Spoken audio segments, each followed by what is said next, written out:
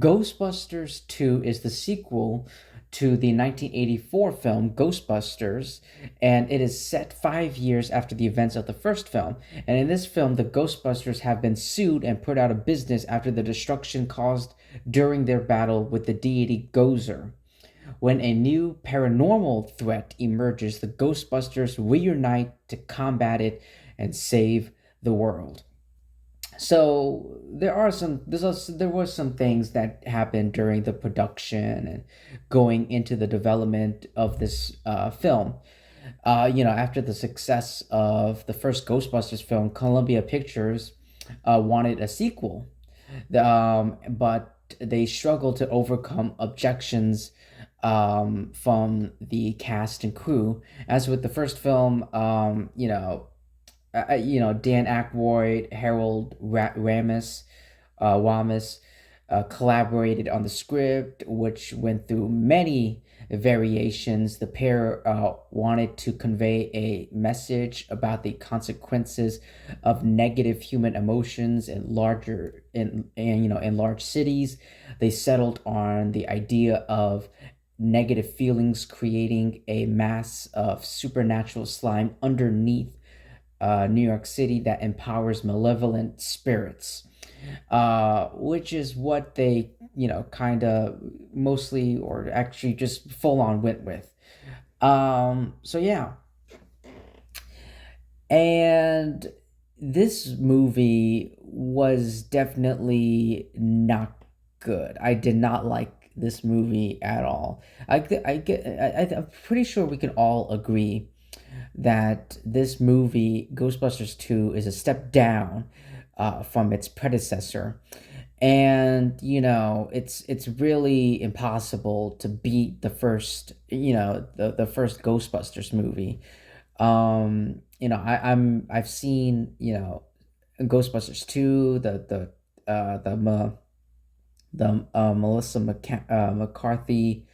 Melissa McCarthy's, the all female um, Ghostbusters movie. I finally saw Afterlife and thanks to Netflix, I just watched Ghostbusters Frozen Empire.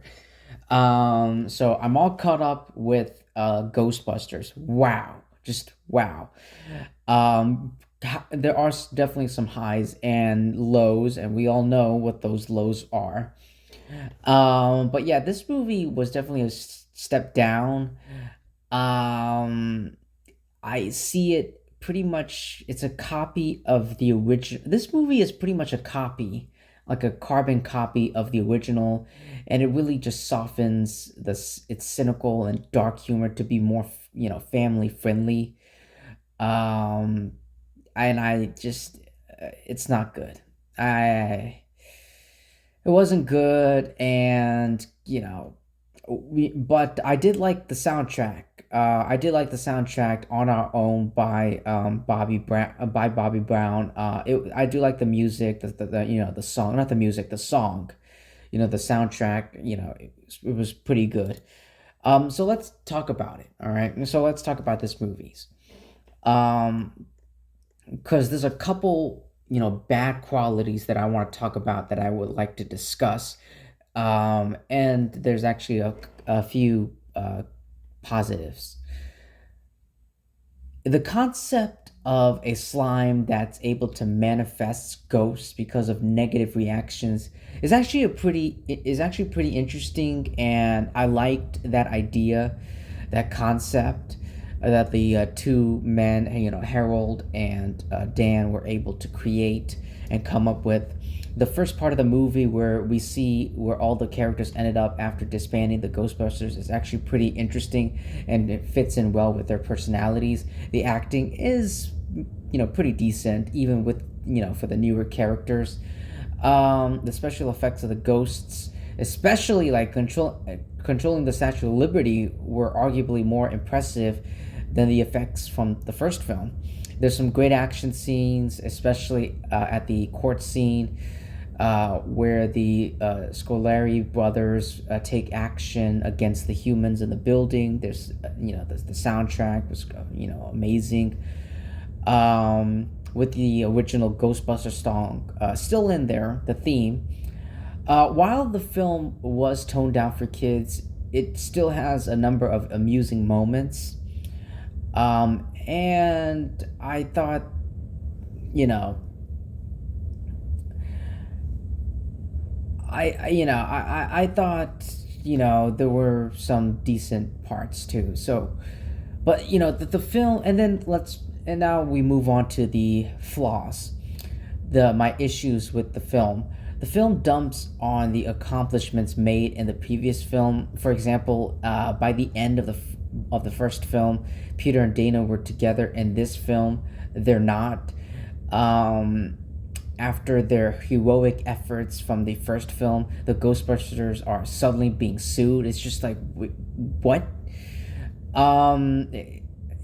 There's a lot of dumps is what I a lot of dumps and plot holes that, yeah, just some of the dark humor is meant to be more family friendly, and like I said, it was pretty amusing some parts, but yeah, the rest of it is not good. I didn't I didn't really like it. There is one plot hole that I found out. Maybe you guys might have found out more. Why do like a number of people in the movie claim not to believe in the supernatural a mere 5 years after a prehistoric deity marched through downtown Manhattan? Why?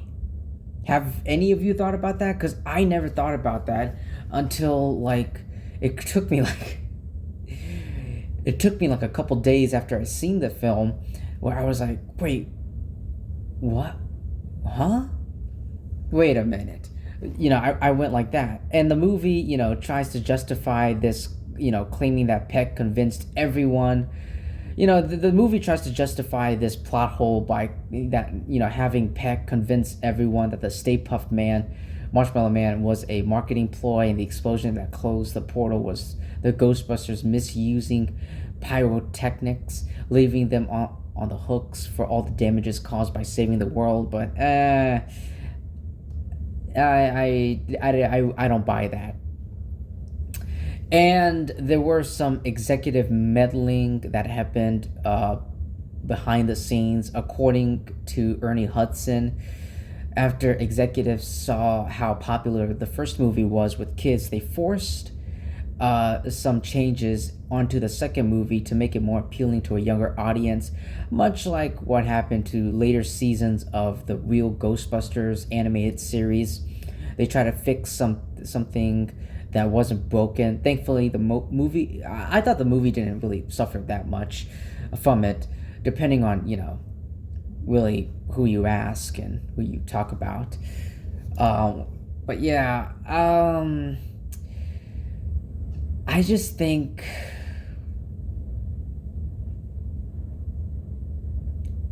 this movie, Columbia Pictures, who distributed this film, saw this film as a financial and critical failure, effectively like dissuading Murray from like participating in a third Ghostbusters film.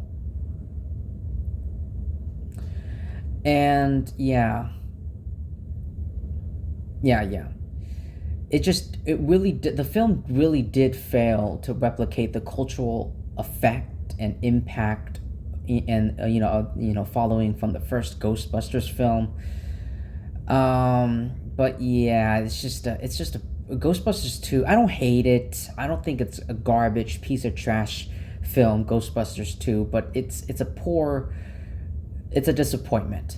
It's very poor, and it's a disappointment. I see it as a poor follow-up to the first film. And just stalling the franchise for like decades. But yeah. Anyway, ladies and gentlemen, that's all I have to say for Ghostbusters 2. Let me know what you thought about it in the comments below. Thank you so much, everyone, for taking time to listening to my review. Please like and subscribe. Definitely subscribe, because when you subscribe to my channel, you'll be helping me out by a ton, by a bunch, and that would mean so much to me from the bottom of my heart. Because when you subscribe to my channel, you would be part of my community. The community, you would be part of the family, and I would treat you as family. So please subscribe, like, do all that great stuff, and I'll see you in my next video. Peace.